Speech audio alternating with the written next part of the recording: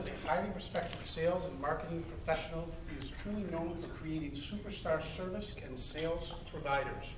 For over 2 decades, he has worked with companies ranging from startups to international giants and helping them market their products and managing their sales professionals more effectively, which leads to greater sales. The key advantage to working with John DiPietro is that he is still a practicing marketing professional today. He shares state-of-the-art, up-to-the-minute techniques that you can adapt to your business. Good morning, John. Supposed to applaud loud.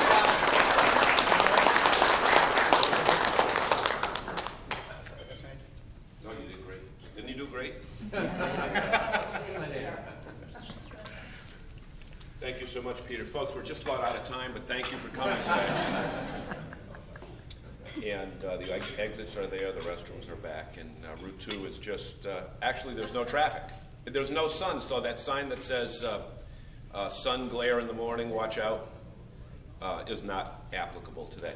Just out of curiosity, we're doing some new marketing for this event. We've got some pretty good numbers here. How many of you have seen me speak before, or this is the first time?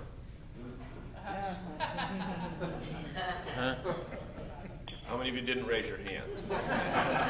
How many of you are not going to raise your hand regardless of what I say, but you would kill for this shirt? Oh, we have one person. Okay. Do you mind if we have some fun? No. No, because, usually these events can kind of like put you to sleep. Well, I got new glasses. Look, there you are. All this time. It's so nice to be able to speak in a lighted room, because so many times when you speak to large groups, you are speaking from a stage in a darkened auditorium. So, for all I know, 5 minutes into my presentation, everybody could have left, and I wouldn't have even known it. The other great part about speaking locally is you don't have to take a plane.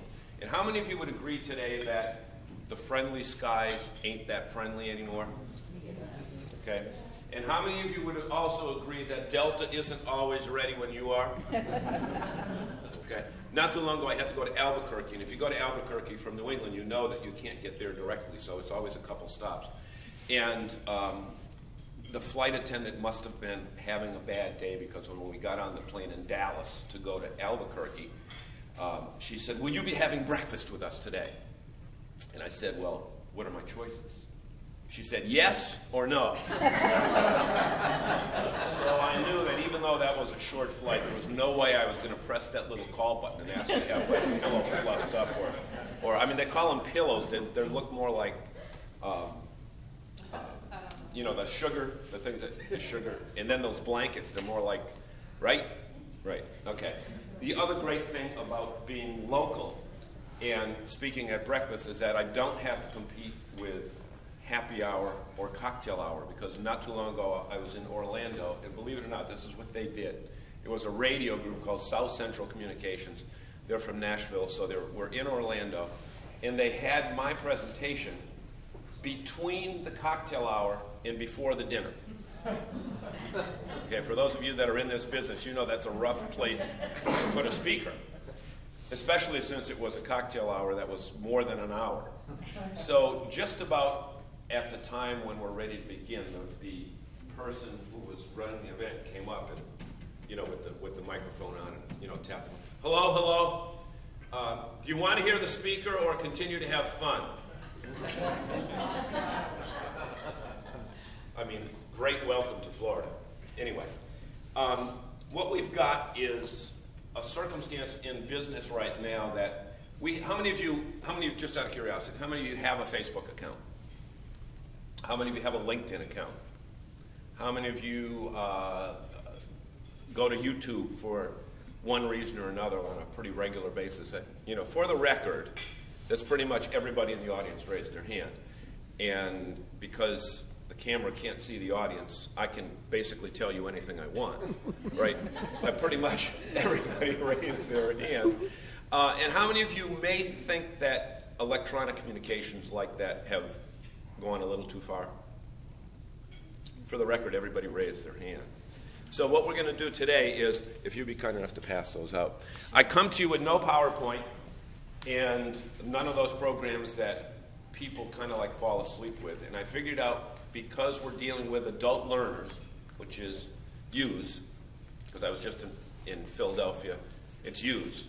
Up here, it's yous guys. And if I was in Nashville, what would it be? Y'all. Y'all. What's the plural of y'all? All you all. Who said that? All of y'all. And I thought it was all yous guys or something like that, but it wasn't. But what we're going to do today is go over some basics, go over some mistakes. And the reason we're going to talk about mistakes is because every mistake that I talk about, I am guilty of. I will admit that. The last thing I like is a person coming up and referring to the audience as, here's a mistake that you make, and then they point to you with the mistake. But keep in mind one thing. Whenever you point to somebody, you have 3 fingers pointing back at you. So keep in mind one thing, that everything that I talk about that's negative is because I've been guilty of it. And sometimes I've learned, sometimes I haven't. And I know by getting thrown out of class many times in 4th, 5th, and 6th grade when the teacher said, DiPietro, be quiet, I didn't listen. So I was banished. Anybody else get banished to the hallway when they could do that? Back when they could hit kids and stuff like that, but can't do that stuff anymore. Here's what we're going to do. Do you all have your programs yet? No, we're still working on it over there. Yep. Let's do this with an audience participation thing. And by the way, there's tons more food and there's coffee, so feel free during the next 3 hours to go up and refill your cup as much as you want. Social media, how would we define it? Anybody? And this is one you don't have to raise your hand. How would you define social media? Sir? Oh, good. Here's what you say. Social media is a blend of electronic communication platforms such as Facebook, LinkedIn, and Twitter. Now, there are about 400 of them today. Flickr, StumbleUpon, all those other type things that you can automate your messaging. But it's my belief that the more you automate, the less you personalize. And the less you personalize, the less you get to make an impression on your prospect or client. So I believe that there's still a blend that you can use to personalize, but not necessarily spend all your time calling people or waiting for them to call you back. So if you use the proper blend, there was a radio station that in Worcester, actually XR, I think their tower is right up here. They call themselves the best mix.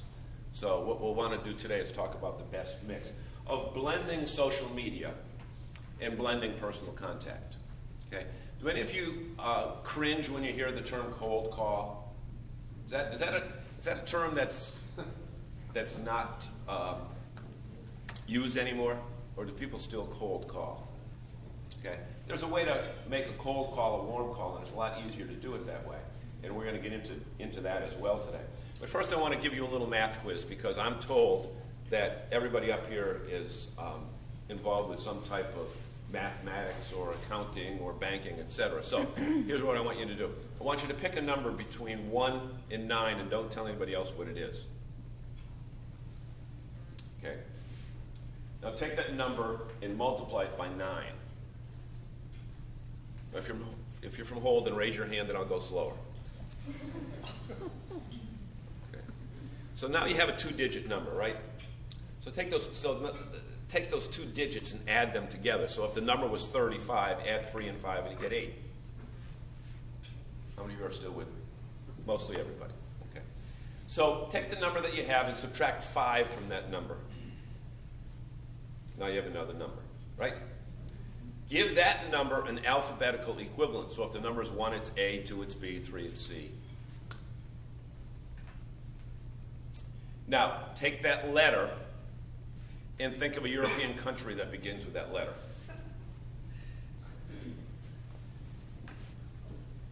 Now take that country and the last letter of that country and think of an animal.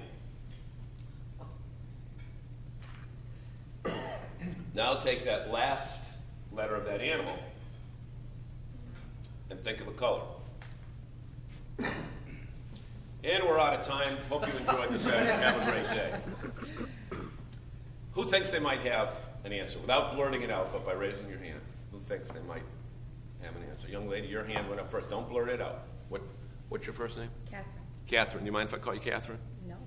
You can call me Mr. DiPietro. Yeah, just a joke, Catherine. Just don't get mad at me. Don't get mad at me. Would you just stand up just for a second? I promise I won't embarrass you. Look around this room, Catherine. Does it say marketing first on that? Marketing first? Marketing first. Accounting second. And HR third. Do you have a degree of credibility with this audience? I don't know. Sure. How much credibility would you have if you were to tell these people that there's such a thing as an orange kangaroo from Denmark? I think I would have a great deal of credit. Okay, is that what you got? Yes. Let's give Catherine a round of applause for bearing the control. My only cheap commercial, you get a copy of my book, I'll sign it later. Thank you. Okay, so, social media. Let's get back to the topic. I had the book here and I said if I don't give it away, I can get deducted from later on. Social media, it's that combo, and by the way, there's stuff here that you can write in, fill in the blanks. Here's the thing I figured out with adult learners over 20, which some of you fall into that category, some of you don't. If you hear something, there's a certain degree of retention. If you hear it and see it, there's a higher degree of retention. But if you hear it, see it, and write it down, then all these studies show that you kind of own it. So you've invested your time to be here, you've invested your money to be here. The last thing you want to do is walk out of here with nothing. So it's my obligation to give you something to take back to work with you today. Personal contact, the difference between the two. What is personal contact? Is this an event that's personal contact? Yes. Okay. Is any kind of chamber networking event personal contact? Is going to a golf tournament and playing in a foursome with somebody you don't know personal contact?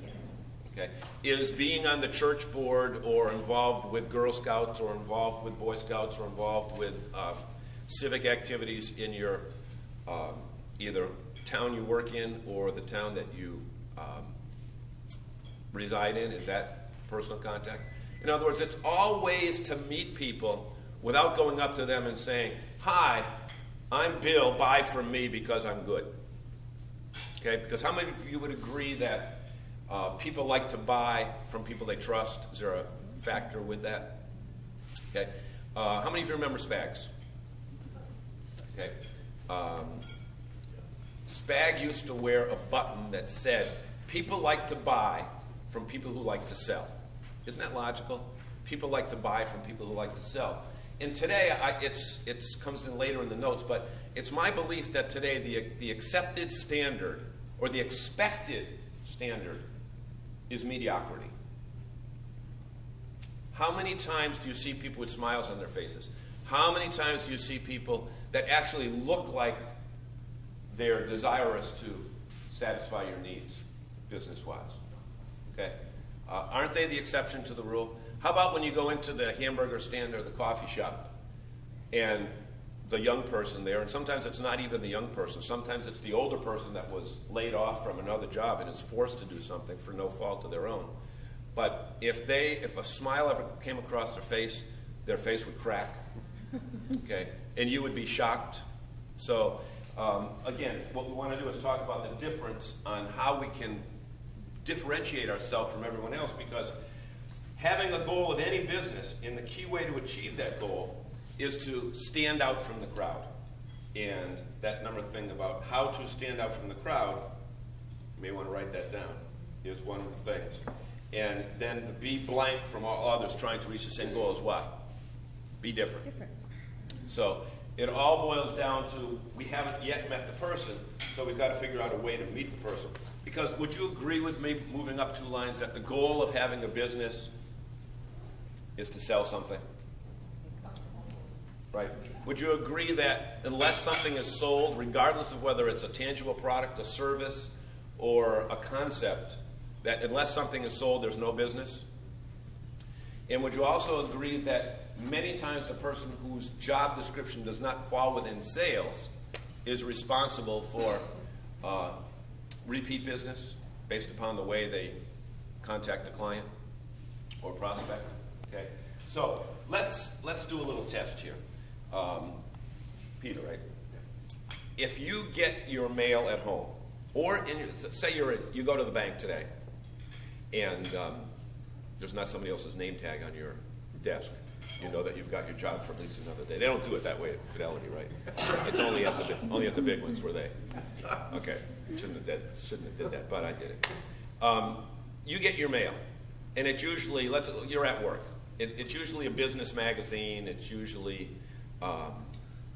notice from organizations that you belong to. But if there's a handwritten note in it, envelope is handwritten with a stamp as opposed to going through the meter, I would presume, nod to me correctly if I'm correct on this, that's probably one of the things that you would open first. Yeah, I do it at home too. At home, okay. What I tried to, this is very interesting, what I tried to do yesterday and today is to go through our mail at home. My wife gets it first. And there's bank statement, insurance statement, credit card statement, direct mail piece, all with either stickers or the number 10 envelopes with the window envelopes on it. And I was looking for either a birthday card or an invitation or something to use as an example here. And I said to my wife this morning, where are all those? She said, well, I opened those first, and they're usually stuck to the refrigerator. You know, how many of you have a refrigerator that you can't tell the brand? Because you have so many different kids' pictures on it, right? So consequently, if you do a handwritten thank you note to someone, they're going to open it first. And I always tell people that when you do the thank you notes, handwrite them, put a stamp on them, and don't put a return address on it. Why? Somebody said the word. Curious. Okay. So they open it first.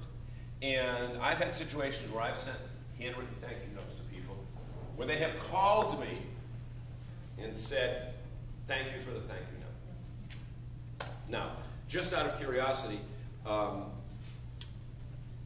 if you had your, it's not the right word, if you had your choice, what makes more of an impression on you? An email or physical mail with a thank you or an informational piece? Just yell it out. Physical mail, okay? But yet, for the last, what would you say, the last 5 years at least? And I should tell you this as a disclaimer. I also do seminars on how to use social media to increase your business. But I think we've gone so far to one side that we've forgotten that lost art of being able to make eye contact, a good handshake, and a personal follow-up. So that's the reason for this seminar. So one seminar that was so successful, so wildly successful in how to use social media. So this isn't a plug for the post office? No, it's not. It's not. But I'll tell you one thing. We make a joke of the post office, but when you consider the service that they provide, the post office used to get a bad rap about people being unfriendly, et cetera, et cetera.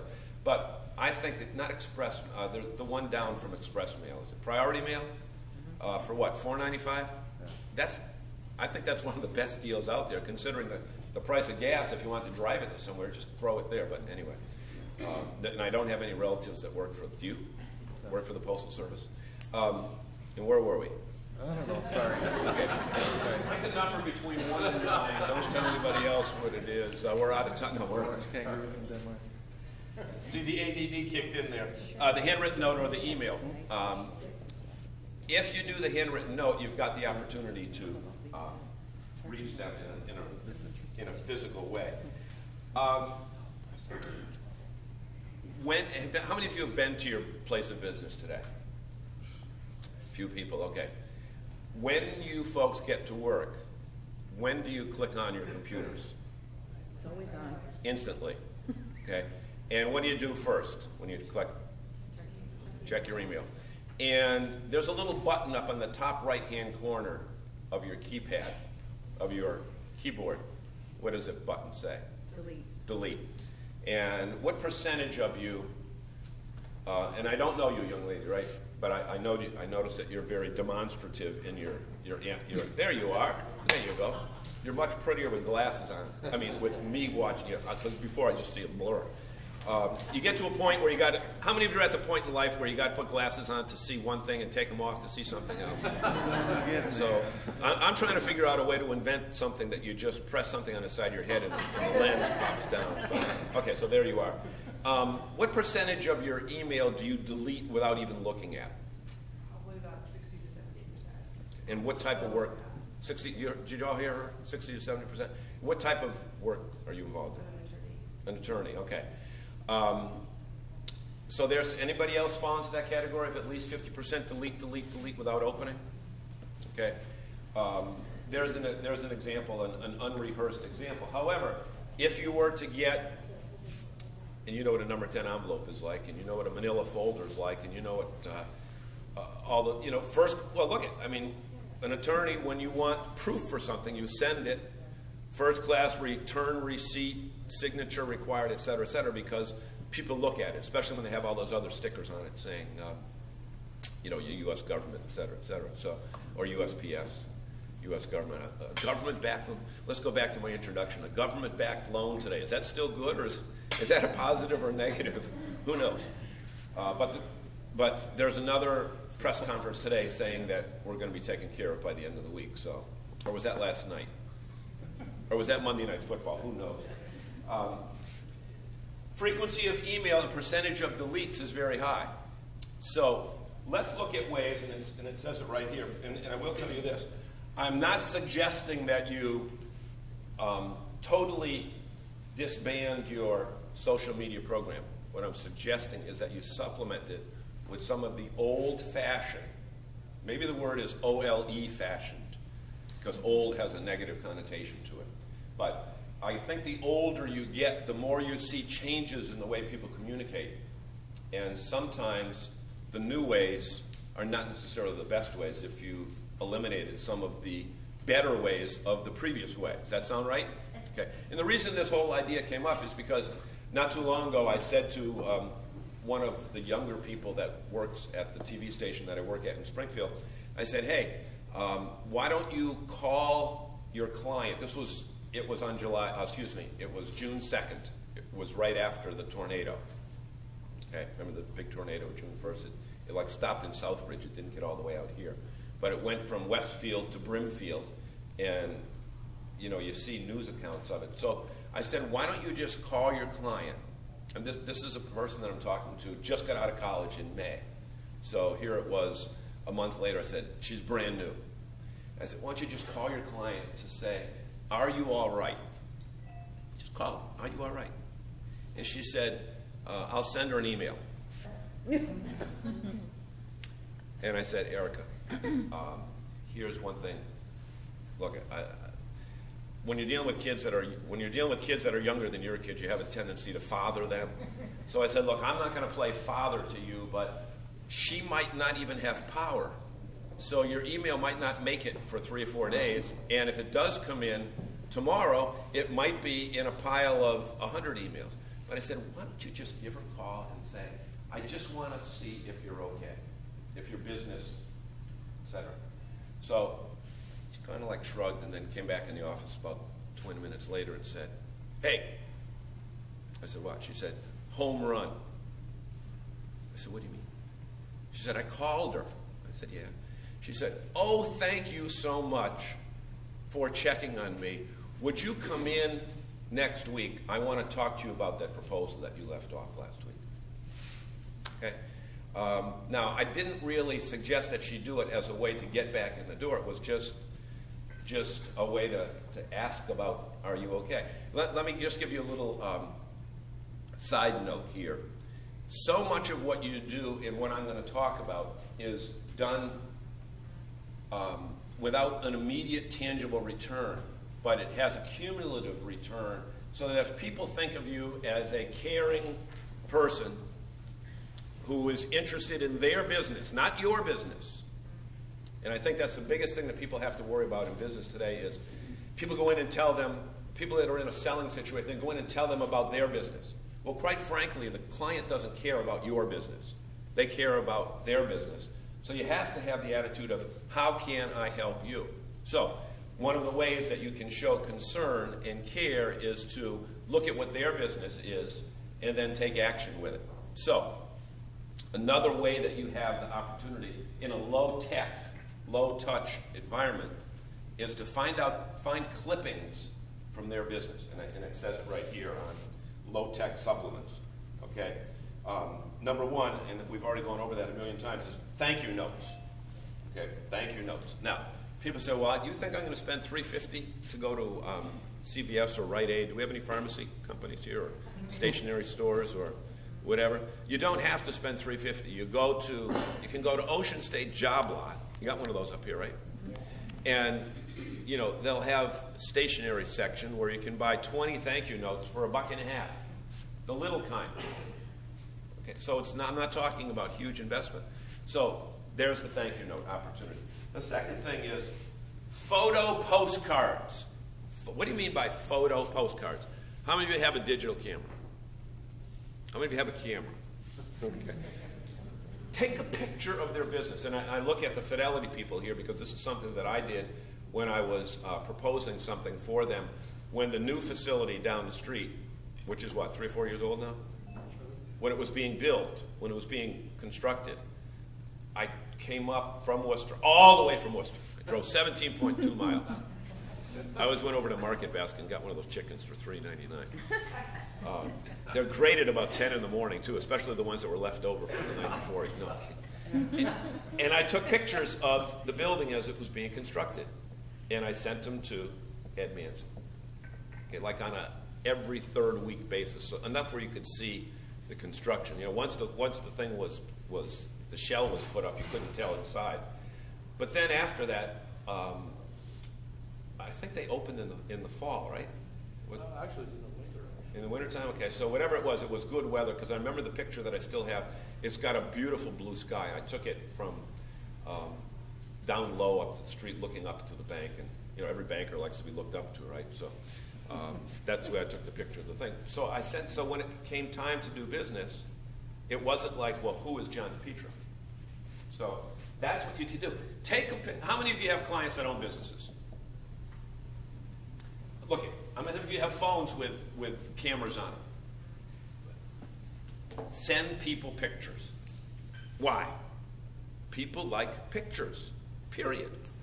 Do you know there are some studies out there that say the open rate, and I'm skipping down a bit because my ADD has kicked in, the open rate for video, emails with video, is like 88% compared to 38% for regular email. Why? I don't know. Somebody took a study of it, probably somebody who sells video for a living. I figured out with every government study, they already know what the results are, so they ask the questions to back up what they already think, but that's the topic. Do we have any government people here? How are you? What are you, IRS? Air share of the schools. What's that? The air share of the Oh, okay, so you're at the local level. Okay, and here's one thing, and I don't care what you say, they don't pay teachers enough. So these people that think, oh, teachers have all this time off, they don't, number one. Well, yes, they do, but the amount of money, I have a wife and a daughter that are both teachers, and the amount of money that they put in, and I think any of you have teachers in the family, so this baloney, you see all these people say, oh, you know, you got to make the school year longer. In Worcester, they figured out they take all the underperforming schools and extend the day by an hour to make the kids smarter. Isn't that brilliant thinking? That's got nothing to do with this, but yes, it is. So anyway, I just want to say, not all the government people fall into the same. Did I dig myself out of the hole fast? Are you a dues-paying member here? If you're not, then the hell with you. Then I go back to my original assertion. Thank you. Okay, great. One thing you don't want to do is, if you notice, I didn't say go to Staples or go to Home Depot or go to, I did say Rite Aid, but whatever. When you're going to knock a company, knock the category. Don't knock the company because you don't know if they're sitting in the front row. And I know for a fact that at a Worcester Chamber event, Upton Bell, who was a radio guy in Worcester, knocked the Telegram, the newspaper. Said, oh, that stinky Worcester Telegram. Okay? And there's Bruce, the publisher, in the front row. And Bruce confronted him right during his presentation. Is that good for the chamber? No. And I always want to do things that are good for the chamber. So the other thing that I'm suggesting to you is as follows. Clips, we're back to number 3. Clips, clippings from newspapers. Whether it be, remember back when they had engagements in the paper? They don't have engagements anymore. You remember the engagement? So you cut out the person's engagement, you send it to the mom or dad, or you send it to them. Hey, another thought you'd be interested in. Okay, you know the person's son or daughter is an athlete, so you see it in the Sentinel or the Enterprise or whatever. Cut it out, send it to them. Okay, and here's a case where you can't put your business name on the outside of the envelope because it's something about who? Them. And let me tell you one thing.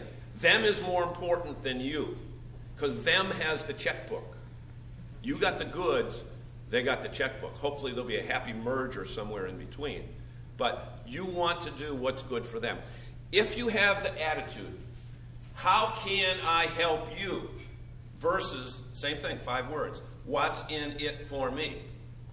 Can you tell when somebody approaches you that is trying to sell you what's good for them as opposed to what's good for you?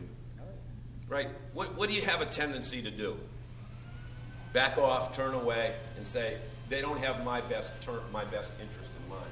So, and then the other thing that I've got down here, knowledge of the name of the spouse. Okay? And the other thing is here, know when to turn the vacuum cleaner off when there's a function in your hotel.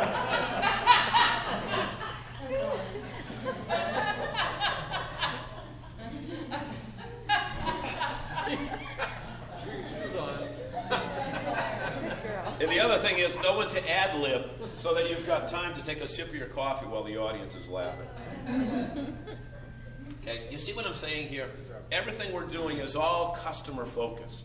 And I don't care what you do for work, whether it's, again, a physical product or service, it's got to be customer focused. And this allows you to recognize your customer. Now, mid-tech supplements. Mid-tech supplements, what do you mean? I will tell you this. I'm not a techie. I hire people that know that stuff because I just, you know the way people have certain leanings toward things that they like to do? I was in a Staples, I can say Staples, right? Last night, and I'm looking at these tablets, you know, these tablets, because I'm tired of schlepping that laptop and plugging it and getting them on. And I said to the person who was very knowledgeable, I said, how do you know all this stuff? And he said, well, to start with, I'm a nerd, so that helps. Okay, and that's what he said, and he knows that stuff.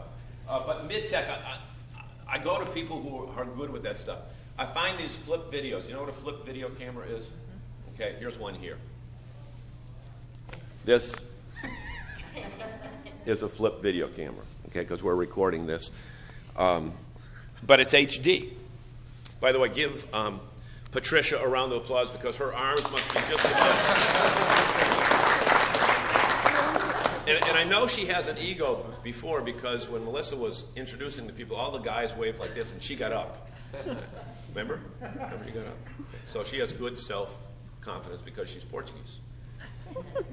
And originally from what, New Bedford? Yep. Fall River, New Bedford, okay. So she moved all the way up to north central Mass where the French are in control, right? Are the French still in control up here? In the Cleghorn section of Fitchburg?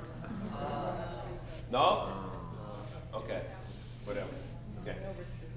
Video thank you notes. Here's another thing. And besides, if you've got smartphones, you've got a video component on it. Try doing this. A video thank you note to someone. Okay? Oh, we've never done that before. Do it. Try it. See what's going to happen. They'll call you. They'll call you. I got tickets to a Red Sox game last week from my daughter's boss. And they were phenomenal seats. So while I was at Fenway, I did and I held the camera right up in front of me and said, Peter, I just want to say thank you so much for these tickets. They're great. Pause.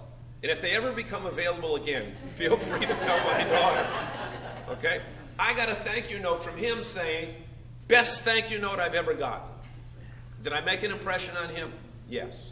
Do you want to make an impression on your people in a positive way? Yes. Right? So what you have to do is do things differently, not just rely on electronics. The third thing, as I contradict myself, video proposals. Try a video proposal. Or preamble. Here's a good word for you. Send a note beforehand saying, I'm going to be here on Tuesday to discuss this, blah, blah, blah, blah, blah, and this is what I want. This is what it entails. So you're just creating that mindset that they know what you're going to do. So the last couple things I want to say are this. All of the things that we talked about today, they are not a means to the end. I mean, they are a means to the end. They're not an end to themselves. Okay? They're just a way of creating a higher degree of acceptance of you as a vendor. And ultimately what you want to do is this. You want to go from vendor status to partner status. Okay? Bankers push that all the time. We want to be part of your team. We want to be your personal banker. I mean, if you look at any bank ads throughout the United States, they're pretty much generic, where you can just plug in the name of the bank. But the whole thing is developing what? A relationship with that company so that they have the trust to call you. And if you utilize some of these ideas in a format that allows you to blend the 100% electronic format that we've become accustomed to with the old way of sending a thank you note, sending a photo, sending a clipping, all that will do is increase the mindset of you with your client. And I will tell you this as a final note, and I'll be happy to answer any questions that you may have. With this economy being what it is, now is it almost a year ago that we got the note saying that the recession's over? Is it just about a year ago? Okay. For some reason, Central Mass is kind of like on the last part of the receiving end of that note. However, the worst time to introduce a new concept is when things are going good. The worst time to introduce something new is when things are going great, because why should we change? Everything's going great. Right now is the absolute best time to change. Remember Santana, you've got to change your evil ways, baby. And I'm not saying that you all have evil ways. But now is the best time to introduce something new, because everybody's looking for different avenues to get to where they were prior to 2008. So if you take some of the new technology that's out there today and blend it with the ways that made you successful before technology even existed, then you can be a very, very, very successful business person. And I thank you so much for your courtesy. I'll be happy to answer any questions that you may have on anything. Young man? I have just a little comment more than a question. Okay. I enjoyed your presentation today, and I've been to an awful lot of them over the years. But it reminded me of... Hold on, get him on camera. It reminded me of somebody who I met when I was in high school, Robert which was De a Niro. few years ago. His name was Albert Anderson. He started New England Business Service in Townsend. When I worked for him, I was just working for him part-time in high school, and he moved on and he did a lot of the things that you're saying. One of his big sayings right up until the time that he let somebody else take over the company was, "You're not I'm not your boss. All of our customers are your boss." And that's where he was so successful. Would you say that so everybody can Yeah, hear? he said, "I'm not your boss. I don't give you your paycheck. Right. Your customers give you the paycheck." And he had that blazoned all over his things, all over. Now, 30 years after I worked for him, and I just worked for him part-time in high school. I was one of his early employees, but I didn't stay there very long. 30 years afterwards, I was in a presentation in the Air Town Hall. I worked for the phone company at the time, and I was manning a booth for them. And Albert Anderson came up with a cane and come up to me and says, "Hi, Russ, how you doing?" 30 years later, and I hadn't seen him in 30 years. How did that make you feel? Boy, I wouldn't have repeated it here if it didn't Yep. make me feel pretty good. Yeah. It's, you know what? It's not what you say; it's really what you do. Because how many of you have, be honest, how many of us have worked for I hate to say boss, but how many worked with people that talked the talk but didn't walk the walk? Okay, virtually every hand in the room went up on that. Okay, I just want to say one more thing, and I thought of it when you brought that up, because Tuesday I was at a function, and someone came up to me and said, "You're John DiPietro, right?" I said, "Yes." He said, "I had you in class at Worcester State 12 years ago." I said, "What's your name?" You know, I remember his name. I didn't remember him specifically. People change after 12 years.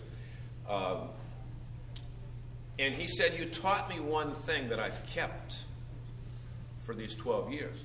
I said, "What's that?" He said, "When you enter a room, walk like you own it." And I've always told these young kids, especially because I had this issue at Worcester State. I had these kids saying, "I only went to Worcester State." Maybe you get it up here. "I only went to Fitchburg State." And I told them, I said, "Look, I don't want you to have that." I pointed at them. Italians can point. I said, I don't ever want to hear you say, "I only went to Worcester State. I only went to Fitchburg State." I said, because if you're a good person, that will supersede where your degree is from. And besides, attitudes change. But I said, you got to have an attitude that's a little different, a fine line between conceit and confidence. So I said, when you enter a room, how many of you have seen people when they walk into your place of business, you say, "Pushover," you know, or somebody you don't want to deal with, okay? Or they introduce you to a new coworker and they come up and, you know, they have the handshake that you don't want to be around that person, right? Okay, so that's one thing. And that was great to have that student tell me that. Here's one thing I want to tell you folks. How many of you have interns, college students that come to work at your place of business? Not many. I'm surprised. I thought it'd be a lot more. Be polite to them. Be professional to them. Treat them as future colleagues. And don't just send them over to the local coffee place to pick up coffee and file. Because these are minds that today, there's two ways to look at college kids. They're dumber than dirt. They can't write, which is true. But some of them are as smart, and they're 10 years ahead in the development process. Hopefully you'll have one of those people at your place of business. But anyway, I just wanted to throw in that thing about the interns, because there's an exact situation. It wasn't really an intern status, because they probably didn't call, young learners interns then. But you've been great. Thank you so much. And again, I know I like to keep you on time, because the two most important words in speaking are thank you and good morning. That's not two, but math was But if anybody has any questions, I'll be glad to speak to you up here. I won't leave until the last questions are answered. Listen, thank you for your